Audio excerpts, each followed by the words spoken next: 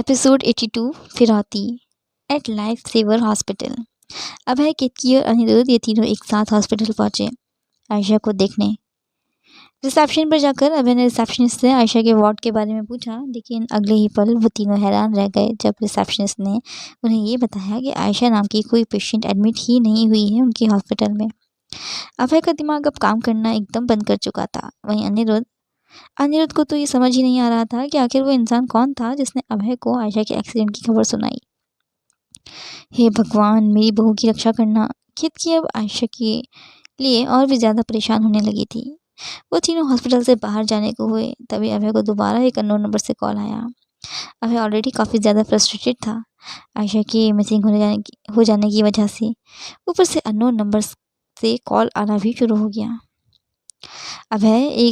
अभय का एक दिल तो उससे ही कह रहा था कि वो आयशा के घर में कॉल करके उनसे डायरेक्टली पूछ ले आयशा के बारे में, लेकिन अगले ही पल वो घबरा जाता ये सोचकर कि अगर आयशा के घर नहीं पहुंची होगी तो सच में किडनैप हो गई होगी तो उसे बेदी खानदान से कोई नहीं बचा सकता था।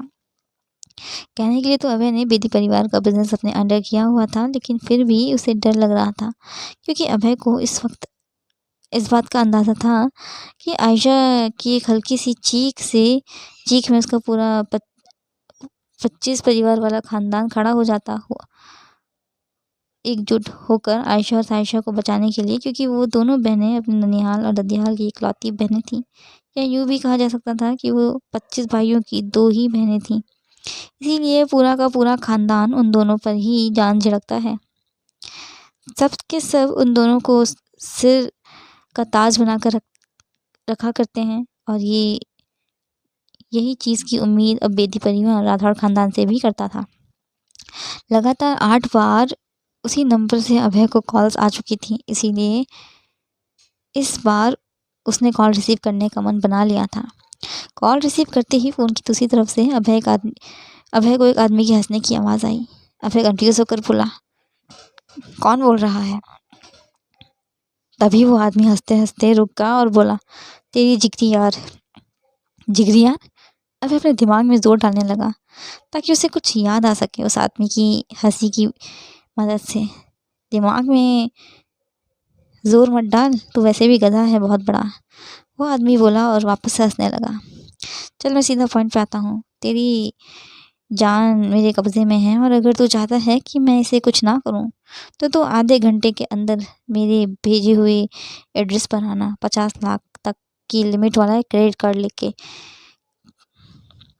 ये बोलकर उस आदमी ने कॉल एंड कर दी, और सेम टाइम पर उसे उसी सेम नंबर से एड्रेस भी रिसीव हुआ। अभय ने सबसे पहले अनिरुद्ध और केतकी को घर भेज दिया। अभय अपने क्रेडिट कार्ड को देने के लिए उस एड्रेस पहुंचा और उस आदमी को कॉल करने लगा।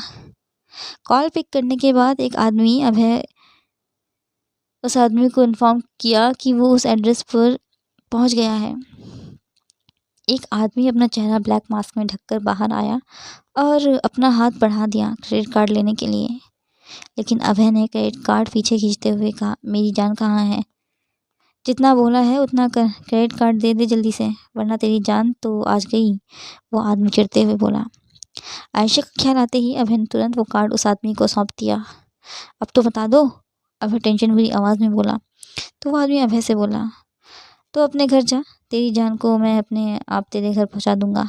लेकिन अभय को उस आदमी पर भरोसा नहीं हो पा रहा था, लेकिन वो इस वक्त कोई होशियारी नहीं कर सकता था, क्योंकि आयशा इन्हीं लोगों के पास थी और ये लोग उसके साथ कुछ भी कर सकते थे। इसीलिए वो चुपचाप वहाँ से चला गया। अगला दिन पूरा दिन बीत चुका था। अभय को सुबह से न जाने कितने ही मैसेज आ चुके थे डेबिट होने के, और वो सारी ट्रांजेक्शन्स मॉल की थी। इसीलिए अभय और अनिरुद्ध भी उसी मॉल में पहुंच गए। वो दोनों मॉल घूमने लगे, इस आस में कि ज़रूर उन्हें कहीं वही आदमी मिल जाएगा जिसने बीती रात अभय से आयशा की फिरौती की रकम के नाम पर क्रेडिट कार्ड मांग लिया था।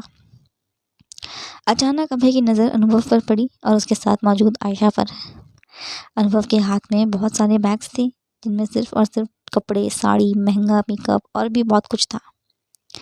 अनुभव और आयशा एक्सीलेटर से नीचे आ रहे थे, तो वहाँ पर जाकर अभय और अनिरुद्ध पहले से खड़े हो गए।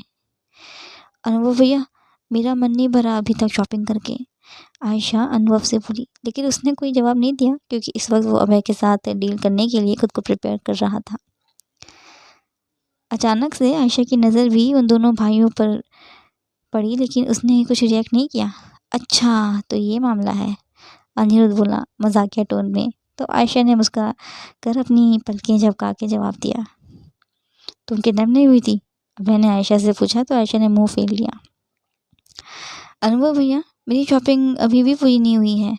ये देखो, मेरा एक लगेज अभी भी पूरा खाली है।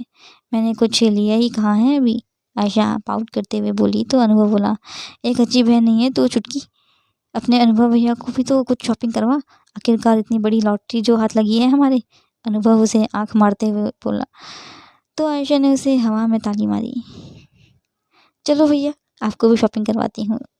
अनी आओ, तुम भी थोड़ी शॉपिंग करो हमारे साथ। एक काम करो, अपने दोस्तों को भी बुला लो, आज बहुत बड़ी लॉटरी लगी है मेरी, आयशा खिलखिलाते हुए बोली। वहीं अभय उसे गुस्से से घूरे जा रहा था। आज के लिए बस इतना ही। एपिसोड अच्छा लगा तो कमेंट करना और चैनल को सब्सक्राइब ज़रूर करना। Thank you.